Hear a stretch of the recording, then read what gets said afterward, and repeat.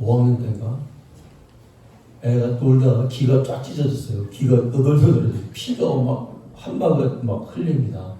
근데 우리도 놀래고 막 너무 피나니까 얘는 막 울고 그러니까 걔 엄마가 오더니 예수 이름으로 붓고 딱 하고 머리에다가 붕대 둥둥 감고 나가라 그래요. 그러니까 그 믿음이 다 어디 갔냐 이거죠. 우리가. 네. 저는 그때 오른쪽 엄지발가락이 골절이 돼가지고 부러지지는 않았는데 잇몸이 퉁퉁 부어갖고 검은 피가 까맣게 됐어요. 그러니까 또 우리 어머니가 병원 가는 게 아니라 우리 그때 전도사님한테 가자는 거예요. 가가지고 기도하고 전도사님이 주사기를 그걸 찔러가지고 안 한다 그랬어요. 제가 그래서 치료는 안 했습니다. 근데 괜찮아요. 우리가 그런 믿음이 있었습니다. 지금은 조금 어디 아프면 병원 안 가면 큰일 나는 줄 알았는데 우리가 하나님을 그렇게 섬기고 우리가 그런 믿음을 가졌는데 오늘날 우리의 믿음이 정말 어디 갔는가. 여러분 2022년도 이제 12월달 달력이 한 장 남았네요. 1월달이 엊그제 같았는데 또 금방 후딱 지나갔습니다. 이제 12월이 되면 이제 한 살 더 먹는구나. 마음이 좀 약간 먹먹해지고 또 아늑해지기도 합니다. 여러분 그런데 우리 믿는 자는 이 12월 달이 참 은혜 받기 좋은 저 높은 곳에 계신 귀하신 하나님의 아들이 이 땅에 낮은 이 땅에 오신 아주 굉장히 좋은 신앙적으로 좋은 시기입니다. 이 시기를 여러분 12월 25일 이전에 4주를 대림절이라고 해요. 대림절 기도 4주간 이때는 예수님을 많이 묵상해야 됩니다. 예수님이 오셨나? 네. 저는 어렸을 때 크리스마스를 굉장히 사모했어요. 성탄절을. 근데 성탄절이 몰랐죠. 네. 그냥 새벽에 막 얼마나 추워서 옛날 추운데도 막 파카도 없어. 막 얇은 거 입고 막 가. 새벽에 형님들 누나들하고 가가지고 새벽성 놀고 또 막 거기서 막 팥죽 주고 막 뭐 주고 그런 막 재밌고 그래서 즐거웠다고요. 근데 진짜 하나님의 아들이 내 죄 사하시기 위해서 오신 이 날이 엄청난 일이라는 날이라는 걸 우리가 몰라요. 그 우리가 성찬식 하는 이유가 그거예요. 내 죄 사하기 위해서 오신 주님을 기념하기 위해서 성찬식 하는 거예요. 여러분 구약과 신약의 주제가 뭐냐면 예수님 오신다는 거예요. 예수님. 구약도 예수님 구약은 말할 것도 없이 예수님 오실 것이다. 오늘 본문 말씀이 예수님 오실 것이다. 그 말씀. 근데 신약도 여러분 예수님이 오시는데 예수님 다시 오실 것이라는 거예요. 그래서 계시록의 마지막에 사도 요한이 뭐라고 합니까? 아멘 주 예수여 어서 오시옵소서. 신약이 끝난단 말이에요. 아멘 주 예수여 어서 오시옵소서. 근데 가만히 생각해보면 이 말은 아무나 할 수 있는 말은 아니에요. 정말 이 세상에서 믿음을 지키고 예수를 사랑하는 자만이 마음에 품을 수 있는 그 말이 아멘 주 예수여 다시 오시옵소서. 그 어떤 것보다도 예수님을 제일 사랑하고 하나님 말씀대로 살기로 작정한 자만이 가질 수 있는 말이 아멘 주 예수여 어서 오시옵소서 이 말입니다. 여러분 언젠가는 우리가 주님을 만나겠죠. 근데 우리가 예수님을 주님을 어떤 모습으로 내가 만날 것인가, 무엇을 하다가 내가 주님을 만날 것인가, 이게 굉장히 우리에게 중요합니다. 이 대림절 기간에 예수를 깊이 생각하고 예수님을 묵상하는 우리 성도님들이 되시기를 바랍니다. 구약은 처음부터 끝까지 하나님의 아들이 오시겠다는 거예요. 근데 이방인들은 몰라요. 그들은 하나님의 말씀을 받지 않아서 유대인들이 귀한 건 뭐냐면 하나님 말씀을 받았단 말이에요. 하나님의 아들이 이 세상에 와서 너희의 죄를 사할 것이다 라는 그 말씀, 그 메시아를 기다렸단 말이에요. 근데 하나님 말씀을 그거를 고지되지를 않는 거예요. 오셔도 그래도 알아보지를 못했어요. 그래서 그 축복이 우리에게 왔습니다. 이사야서 7장 14절에 보시게 되면 이런 구절이 있어요. 주께서 친히 징조를 너희에게 주실 것이라. 보라 처녀가 잉태하여 아들을 낳을 것이요 그의 이름을 임마누엘이라 하리라. 이사야 7장 14절에. 그러니까 처녀가 잉태하여 아들을 낳을 것이다. 그 이름을 임마누엘이라 하고. 여러분, 이 말 자체가 모순입니다. 처녀가 잉태하여 아들을 낳는다. 오늘날과 또 다른 말이 이 말씀이에요. 그 옛날에는 처녀가 정조를 요구받던 시절, 처녀가 아들을 낳으면, 그래서 마리아는 결국은 이 말을 지키기 위해서, 이 말이 실현되기 위해서 그의 생명을 담보했단 말이에요. 죽음을 각오했단 말이죠. 처녀가 아들을 낳는다?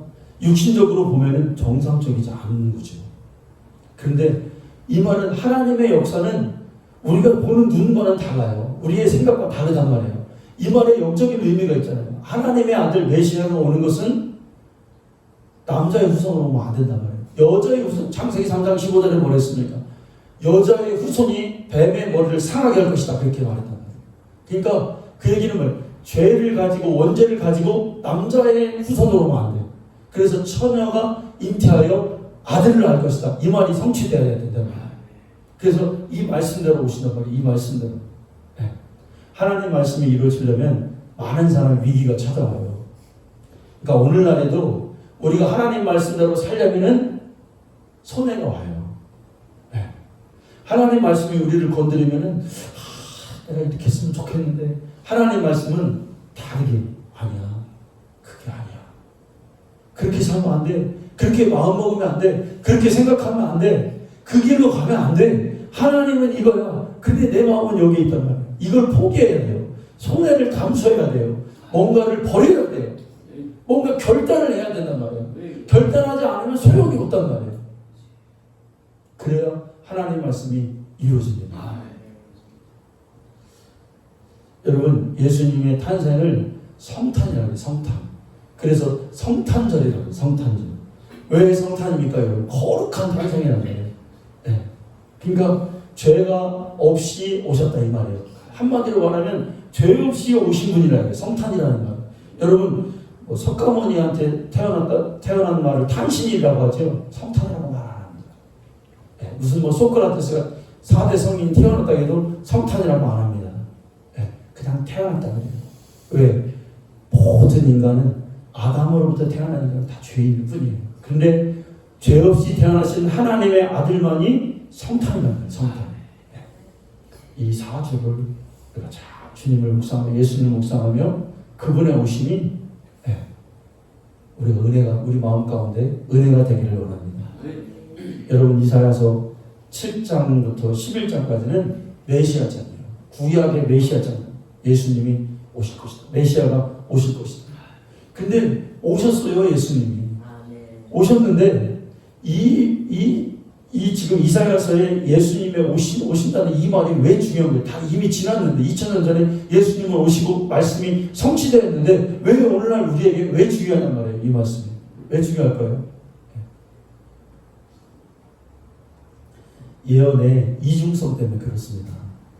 예언은 한 번 그치는 게 아니라 구약의 이 예언은 오늘 우리가 살아가는 마지막 때에도 예수님은 재림하실 때도 이렇게 오실 것이다 라는 교훈과 힌트를 얻어요.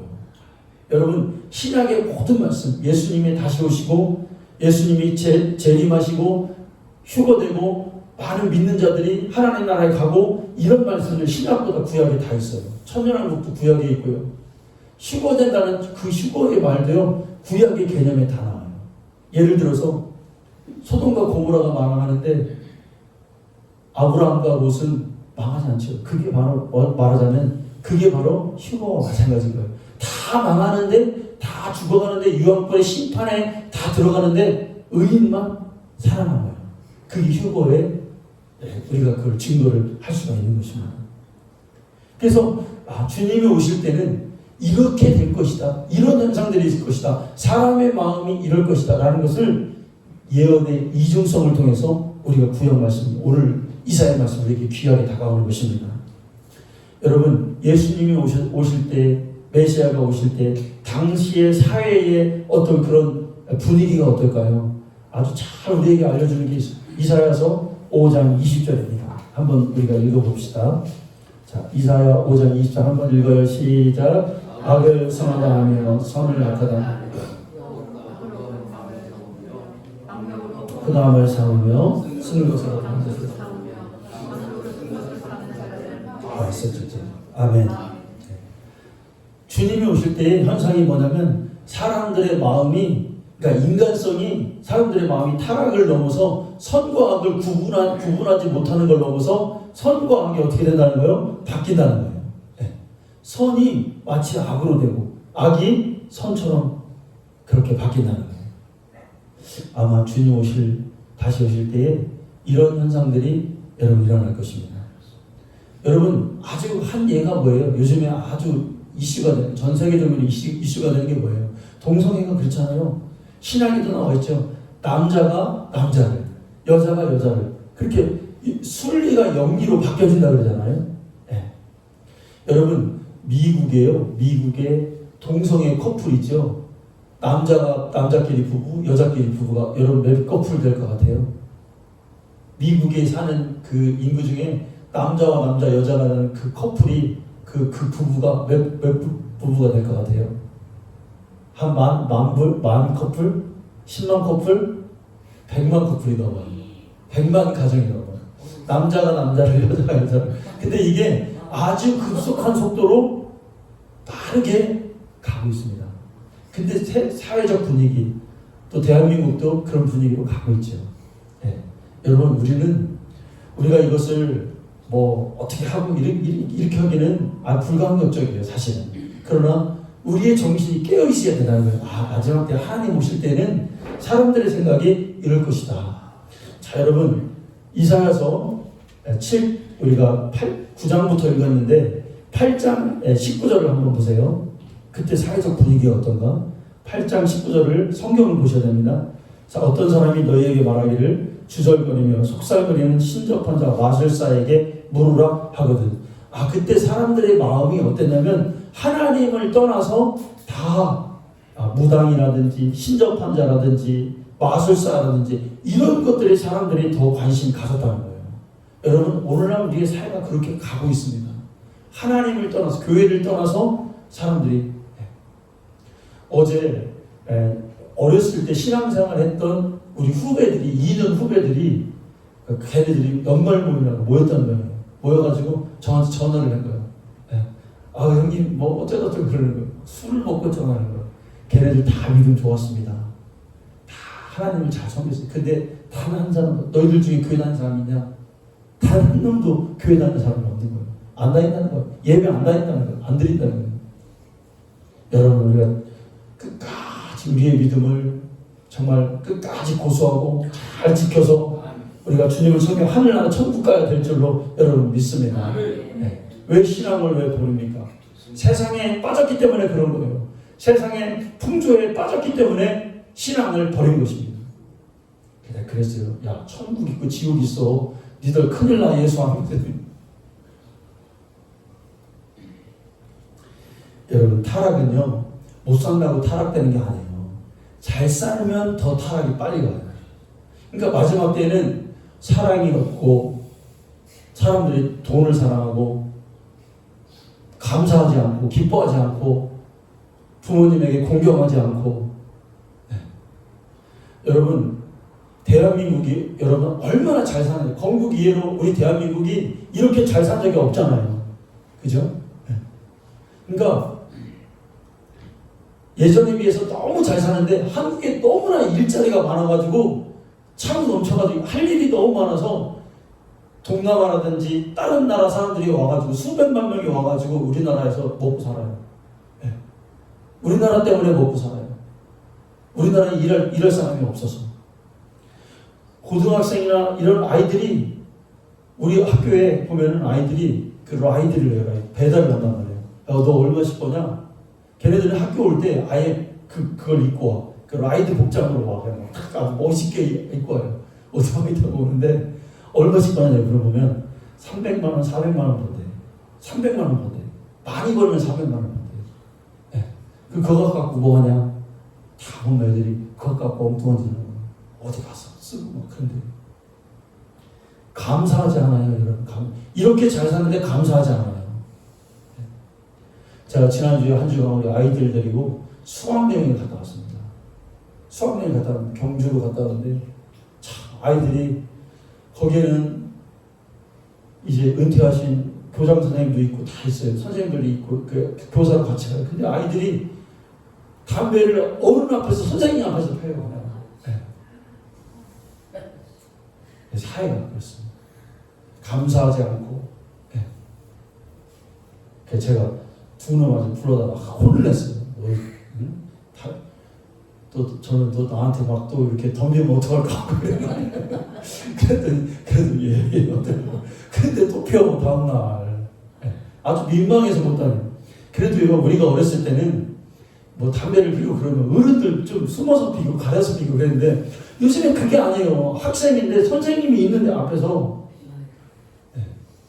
피고 그러면 타락했습니다.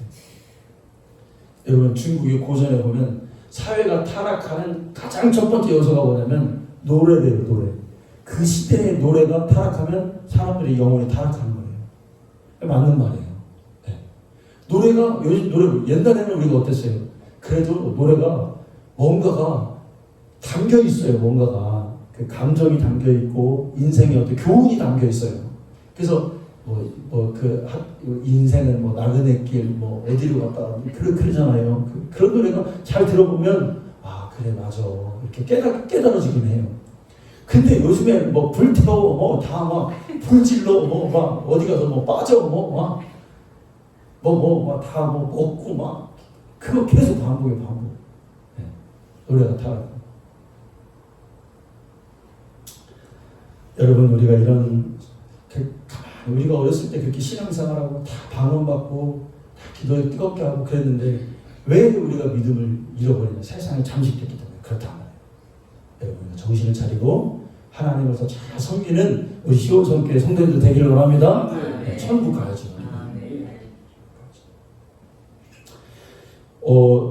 이사야서 9장은 이런 시대 가운데 하나님을 버리고 말씀을 저버린 사람들에게 주는 희망의 메시지입니다. 9장 1절에 보면 전에 고통받던 자들에게는 흑암이 없으리로다. 옛적에는 여호와께서 스불론 땅과 납달리 땅이 멸시를 당하게 하셨더니 후에는 해변길과 요단 저쪽 이방에 갈릴 일을 영화롭게 하셨느니라. 2절 보세요. 흑암에 행하던 백성이 큰 빛을 보고 사망의 그늘진 땅에 거주하던 자에게 빛이 비치도다. 아멘. 이 얘기 지금 이사야에게 주신 이 말씀 가운데 스불론과 납달리를 왜 얘기하냐면 여러분 이스라엘의 스불론과 납달리는 저기 북쪽에 있는 제일 끝에 있는 땅이에요. 스불론과 납달리가. 그래서 거기는 항상 이방인들과 접촉이 많아서 그 사람들은 너희는 이스라엘 사람들이 아니야. 너희는 혼합된 민족이야. 너희들은 죄인된 백성이야 라고 멸시를 받던 사람들이에요. 그런데 이곳에 빛이 비춰주겠다는 거예요. 이 얘기는 뭐냐면 스불론과 납달리 사람들의 그 환경이 너희의 영적인 환경이다라는 걸 빗대어서 말씀해주고 있는 거예요. 너희의 영적인 상황이 이렇지 않느냐, 너희 사회가 이렇지 않느냐, 너희의 신앙이 이렇지 않느냐, 아주 암울하고 어둡지 않느냐. 그러나 하나님 말씀으로 돌아오면, 신앙으로 다시 돌아오면 너희에게도 빛을 비출 것이다 라고 말해주는 거예요. 그 증거가 뭐냐면 6절에 한 아이가 우리에게서 낳고 한 아들을 우리에게 주신 바 되었는데 그 어깨에는 정사를 메고 그의 이름은 기묘자라 모사라 전능하신 하나님이라 영존하시는 아버지시라 평강의 왕이라 할 것임이라. 그러니까 이 말은 뭐냐면 이 흑암된 영적으로 혼탁한 세상 가운데 너희가 여기서 빠져나와서 새 소망을 얻을 수 있는 것은 예수를 믿는 것이다. 예수를 소유하는 것이다 라고 했죠. 근데 여러분 예수님이 마태복음에 보면 이 말씀이 문자적으로도 성취가 되죠. 마태복음 4장 12절과 16절을 보시게 되면 이렇게 되어 있어요. 예수께서 요한이 잡혔음을 들으시고 갈릴리로 물러가셨다가 나사렛을 떠나 스불론과 납달리 지경 해변에 있는 가버나움에 가서 사시니 이는 선지자 이사야를 통하여 하신 말씀을 이루려 하심이라 일렀을 때. 아멘. 이 말씀이 예수님의 공생의 기간에 성취하신 거예요. 예수님이 스불론과 납달리 땅에 가서 그 어둠에 있던 사람들이 예수님 가서 사시니까 거기서 빛을 비쳤다는 구약의 예언을 몸소 성취하신다는 것입니다. 여러분, 우리가 이 세상에 살아가면서 우리의 소망이 예수 그리스도이심을 우리가 늘 깨닫고 우리가 신앙을 하기를 간절히 소망합니다. 우리가 그 어떤 것에도 우리의 마음이 위로 줄 것도 없고 받을 수도 없어요. 그 어떤 것에. 아멘? 여러분, 사람들이 좋은 집 사면 1년밖에 못 간다잖아요. 그 집이 그 집이야 다. 그러나 우리 심령수 여러분, 우리의 삶이라는 게 사실은 흑암이고 어두움입니다. 한 인간의 인생이 그것을 정의한다면 그 한 인생의 삶이 바로 흑암이에요. 왜 그렇습니까? 여러분, 우리의 삶을 네 글자로 딱 정의하는 게 뭐냐면 생로병사예요. 생로병사. 이 생로병사라는 말이 나면 어떻게 돼요? 늙어요. 그냥 늙어간단 말이에요. 예뻐지는 게 아니라 쭈글쭈글해진단 말이에요. 볼품 없어진단 말이에요. 외모적으로도. 그 다음에 어떻게 해요? 병은 뭐예요? 병들어요. 건강해지는 게 아니라 한 사람이 태어나서 늙기도 하고 또 아파요. 어딘가. 그 다음에 어떻게 돼요? 결국은 죽어요. 이게 바로 흑암에 있는 거예요. 이런 인생 가운데 우리가 빛 대신 예수 그리스도를 붙잡는 인생이 되기를 원합니다. 예수님을 믿는 인생이 되기를 원합니다. 다른 것은 소망이 없습니다. 자, 6절에 보면 그러면 그 예수님이 누구냐? 그 예수님이 누구냐? 이는 한 아기가 우리에게 낳고 한 아들을 우리에게 주신 바 되었는데 그의 어깨에는 정사를 메었고, 예수님은 정사를 메었구나. 그의 어깨에 정사를 메었구나. 여러분, 정사는 뭡니까? 여기서 정사는 왕권을 얘기해요. 통치권을 얘기합니다. 예수님이 통치자이시다. 예수님이 모든 것을 주관하시는 분이다. 이 세상을 창조하셨고 세상을 통치하는 심판자이시다. 여러분, 세상에는 믿는 자에게 우연이라는 것은 없습니다. 사람이 볼 때는 우연 같지만 하나님의 시각으로 보면 사실은 우리 안에서 다 이루어진 것은 다 필연이에요. 하나님 안에서 다 이루어집니다. 하나님의 통치 안에 다 들어있어요. 한나가요, 아들을 못 낳아요. 한나가 아들이 없어서 늘 자기의 적수 분인나가 아들을 안고 아들을 이뻐하고 이런 모습을 보고 자기에게 자랑할 때마다 가슴이 무너집니다. 근데 한나는 이게 자기 잘못인 줄 알았어요. 내가 뭔가 부족해서 나는 아들도 못 낳고 이렇게 한많은 세상을 살아가는구나, 이렇게 생각했던 거예요. 자기 부족인 줄 알았어요. 근데 나중에 하나님께서 한나에게 태의물을 여시고 아들을 줬어요. 그게 사무엘이잖아요. 그리고 한나가 이제 깨닫기 시작해요. 내가 아이를 못 낳는 것도, 아이를 낳을 수 있는 것도 하나님의 통치 안에 들어있는구나. 하나님의 은혜 안에 들어있는구나. 이걸 깨달아요. 그래서 한나가 사무엘상 2장 6절부터 9절까지 뭐라고? 여호와는 죽이기도 하시고 살리기도 하시고 음부에 내리기도 하시고 올리기도 하신다. 가난하게도 하시고 부하게도 하신다. 낮추기도 하시고 높이기도 하신다. 이 말이 뭐예요? 하나님이 하실 수도 있고 못하기도 하실 수 있다는 거예요. 아멘? 여러분, 우리 인생이 그렇다 이거예요. 하나님이 내 인생을 낮추기도 하실 수 있지만 높이기도 하실 수 있는 분이 하나님이세요. 아멘? 자살할 필요 없어요. 하나님이 우리 교회를 부흥시킬 수도 있고 또 하나님이 낮출 수도 있고 높일 수도 있어요. 하나님 손에 다 달려 있습니다. 여러분, 이 통치권을 인정해야 돼요. 우리가 예수를 믿는다는 게 여러분 뭡니까? 이거 인정하는 거예요. 우리가 조금 못돼도 주님을 인정하고 주님을 신뢰하면 주님 나를 높일 수도 있는 분이에요. 이 통치권을 인정하는 거예요. 여러분, 6절에 보니까 정사를 내었고 그의 이름이 뭡니까? 여러분, 그의 이름이 기묘자라, 또 모사라, 전능하신 아버지라, 영존하시는 아버지라, 이렇게 나와 있습니다. 기묘자라. 영어 성경에는 뭐라고 나있냐면 원더풀이라고 되어 있어요. 놀랍다는 거예요.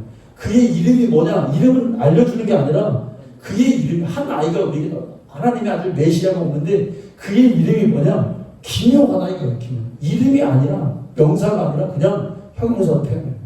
그는 놀라운 분이야. 그의 이름이 뭐냐? 하나님의 아들이 오실 텐데 그분이 이름 좀 알려줘라. 그러니까 그분은 우리가 너무 놀라워서 그 한 이름에 그분을 담을 수가 없어. 그래서 그분은 이름을 알려줘도 우리가 아직 그냥 우리는 그분은 놀랍다, 아주 비밀스럽다 이렇게밖에 표현이 안 돼. 네. 여러분 하나님이 하시는 일은 우리 인간으로 측량할 수가 없죠.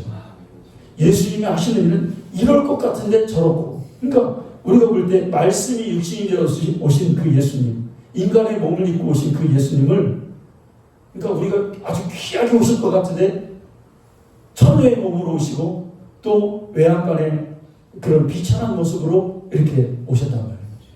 그가 하시는 일은 다 놀랍고 우리가 측량할 수가 없다는 얘기예요. 그 주님을 우리가 의지해야 됩니다. 아멘. 네. 우리 생각으로 이러면 이럴 것이다 이렇게 믿는 게 아니라 하나님은 내가 생각하는 것보다 훨씬 더 아주 다양한 방법으로 놀라운 방법으로 역사하셔. 이것을 여러분 우리가 인정합니다. 여러분 모사라고 했습니다. 모사. 예수님이 모사라는 건 뭐냐면 카운셀러라는 뜻이에요. 카운셀러가 여러분 뭐예요? 상담자예요. 상담자. 네. 여러분 우리가 사람에게 백날 천날 얘기해봤자 소용이 없어요. 아멘. 서운한 거 사람에게 얘기할 필요 없습니다. 네. 이거 깨닫지 못하면 아직 초신자예요. 우리가 일어나는 모든 일, 또 신앙 안에서 되어지는 모든 일을 사람에게 위로받으려고 하고 거기에서 뭔가 의지하려고 하면은 때는 이런 말씀도요. 주님이 나에게 주시라 진짜 은혜가 돼요. 아멘. 사람에게 또 한계가 있어요. 근데 하물며 우리 신앙의 여러 문제들을 사람에게 가서 해결하려고 한다, 위로받으려고 한다, 아직 초신자예요. 하나님께 상담해야 됩니다. 아멘. 최고의 상담자잖아요, 예수님. 그러니까 우리가 왜 기도해야 되냐? 상담하는 거예요. 기도가 상담이에요. 기도가. 아멘. 돈도 안 들어 그건 그 상담은. 네. 돈도 안 들어. 네. 전능하신 예수님이 전능하신 하나님이시네. 아멘. 여러분 한번 따라합시다. 예수님은 전능하신 하나님이시다. 육신의 옷을 입고 33년을 사람의 옷을 입고 사셨지만 그는 전능하신 하나님이에요. 하나님. 어떤 사람이 여러분 그래요.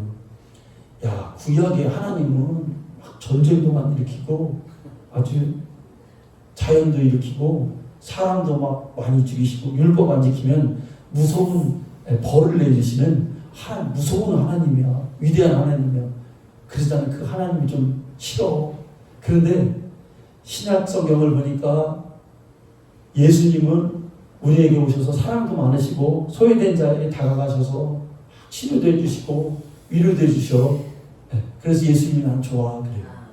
근데 여러분 그 예수님이 바로 하나님이세요. 아멘. 그 예수님이 하나님이란데 혼동하자. 예수님이 전능하신 하나님이기 때문에 그분의 죽으심과 부활이 여러분 귀한 것입니다. 하나님이시기 때문에 우리를 하신 모든 일들이 구원이 귀한 것입니다. 네 번째는 여러분 뭐냐면 예수님은 영존하시는 아버지래요. 영존하시는 아버지. 여러분 영존한다는 뭐예요? 영원히 존재하시는, 죽지 않으시고 영원한 생명을 가지신, 그런데 우리의 아버지시래요. 예수님 겁니다. 여러분 성경에 하나님을 우리가 아버지라고 합니다. 그런데 여러분 아버지라고 하는 그 몇 가지 이유가 있어요. 그 이유가 이 중에 하나가 뭐냐면 하나님이 우리 아버지신 그 이유는 첫 번째가 생명의 근원이기 때문에 그래요. 우리가 그로부터 왔기 때문에 그는 우리의 아버지십니다. 우리를 지으시고 만드셨기 때문에 하나님이 우리의 아버지십니다. 우리의 생명이 거기에 있기 때문에 아버지십니다. 두 번째는 왜 아버지십니까? 우리의 보호자이기 때문에 아버지십니다. 우리를 불꽃 같은 눈동자로 우리를 보호하신다. 세 번째는 뭐냐면 우리의 공급자이시기 때문에 아버지십니다. 우리의 필요를 채워주시고 우리의 부족한 것을 채워주시기 때문에 그렇습니다. 그러니까 예수님이 우리의 생명의 근원이시고 우리의 보호자시고 우리의 공급자이십니다. 여러분, 타종교회는 이슬람이나 불교나 알라나 이래서 아버지라고 안 해요. 그냥 그들은 그냥 신이에요, 신. 그리고 그냥 사람은 사람이에요. 그들에게 아버지는 완성입니다, 그들은. 그런데 우리는 하나님, 또 이 땅에 오신 예수님이 우리 아버지십니다. 여러분, 마지막 5번째는 뭐냐면 평강의 왕이라고 그러십니다. 예수님이 평강의 왕이다. 우리에게 평안을 줄 수 있는, 이 세상에 여러분 평안이 없어요. 우리가 복음서에 이 세상에 쉴 곳이 어디 있나요? 그 예수 믿으세요. 그 찬양 있잖아요. 참 은혜스러운 찬양이죠. 우리가 이 세상에 쉴 만한 곳이 없어요. 우리의 마음도, 우리의 영혼도 쉴 만한 곳이 사실은 없어요. 예수님만이 우리에게 진정한 평안을 주시는 분입니다. 우리가 이것을 잊으면 안 되겠습니다. 여러분, 예전에 한국에 있다가 저 미국으로 이민 간 어떤 분이 자기가 있었던 일을 진짜 그 글로 쓴 글이 있어요. 근데 그 글에 보니까 1970년에서 80년대 우리나라가 아주 혼란스러웠습니다. 정치적으로 혼란스럽고 사회가 막 혼란스러운 이때 이 사람이 많은 재력가인데 한국이 그렇게 실태래요. 그래서 한국을 떠나서 미국이라는 나라가 참 좋은 나라니까 아주 민주주의고 풍요로운 땅이니까 이민을 가야 되겠다 마음 먹고 미국 LA로 이민을 갔대요. 그래서 미국 가면 정말 살기가 좋겠지 하고 미국 가서 사는데 LA에서 사는데 1994년도 1월 17일 새벽에 LA에 큰 지진이 났대요. 6.7 강진이 나서 자기가 살고 있던 그 저택이 붕괴됐는데 자기는 어떻게 가족들은 다치지 않고 집만 무너지고 그 지진으로 이제 다 파괴된 겁니다. 그래서 이 사람이 이 LA가 이렇게 살기 좋은 줄 알았더니 LA도 별 수가 없구나. 그래서 이 사람이 어디로 이사 가냐면 저 밑에 미국에 있는 남쪽 플로리다라고 하는 거기는 노인들이 나중에 이제 은퇴하고 거기서 연말을 말년을 보내고 휴양지가 플로리다 아닙니까? 따뜻하고 여기서 살면 아무 문제가 없겠지. 아주 천국 같다. 그래서 거기서 이사 가서 사는 거예요. 근데 어느 해 여름에 또 보니까 아주 커다란 허리케인이 와가지고 자기의 집을 또 다 날려버리는 거예요. 그래가지고 이 플로리다도 좋은 줄 알았더니 이것도 별 수 없구나. 그래서 이제 그러면 바다가 없는 곳, 또 지진 안 일어나는 곳이 어딘가 하고 봤더니 미국의 중앙에 오클라호마라고 하는 주가 있대요. 근데 거기 가서 이제 사는 거예요. 거기 이사 갔대요. 그래서 사는데 이번에는 또 어느 해인가 봤더니 뭐가 오냐면 뭡니까? 땅에 막 그거 오는 거, 토네이도가 와가지고 자기 집을 또 날려버려요. 그 글에 나오는 거예요. 3번을 그래서 이사를 갔다는 거예요. 근데 여러분, 이 사람이 그 3번을 이사를 하고 깨달은 게 뭐냐면 이 세상에는 진짜 살만한 곳이 없다. 이 얘기예요. 여러분, 그래요, 사실은. 이 세상에 진정한 평안이 없어요. 예수를 믿을 때만이 우리에게 진짜 평안이 있어요. 이거 다 잊어먹었어, 우리가. 진짜 그 평안은 옛날에 정말 아무것도 없고 정말 우리에게 소망이 없을 때 그래, 주님 한 분도 너무 행복해. 내가 너무나 기뻐. 내가 이 주님과 이렇게 사는 것이 내가 너무 감사해. 이 감사를 우리가 잃어버렸단 말이에요. 이거를 우리가 회복해야 될 줄로 여러분 믿습니다. 예수 믿어도요 환난이 있어요. 이 세상은 그런 곳이에요. 그런데 주님을 믿을 때 그 주시는 평안이 속에 있다면 아무도 모르는 평안이 있단 말이에요. 여러분 그것을 간직하고 찾으시는 예수께 가는 우리 시온성교회 권속들 다 되시기를 축원합니다. 하나님 감사합니다. 우리가 이 땅에서 흑암과 같은 이 땅에서